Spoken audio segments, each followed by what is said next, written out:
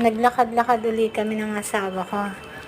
Tapos, nakakita kami ng mga prutas Tawag sa amin kurumbot. Ang dami. Nanguha kami kasi gusto rin to ng mga anak namin. Iuwi namin sa kanila. Tapos, ang ganda pa ng view dito. Daming hinog. Ganda ng lugar. Ang ganda rin. Hindi umuulan. Ang ganda rin ng...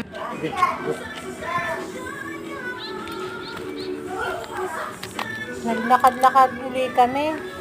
Nakakita uli kami ng kurumbot. Nanguha kami. Hindi ko alam kung ganun din ang tawag sa inyo to kasi sa amin ganun na tawag, kurumbot. Ang dami, kinuha namin. Gusto to ng mga anak namin Tapos ang ganda pa ng dito. Ng lugar. Ang ganda ng view. Sarap maglakad pag ganito. Sa susunod, sasama namin yung mga anak namin dito para sila manguha. Ano lang to, nasa tabi lang ng kalsada. Nanguha lang kami sa tabi ng kalsada. Wala namang may-ari. Kasi hindi naman siya tinanim. Tumubo lang talaga siya. Walang may-ari nito. Pwede kang manguha kahit sino.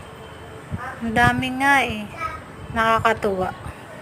Pag uwi namin, tuwan-tuwa yung mga anak namin. Nag-aagawan sila.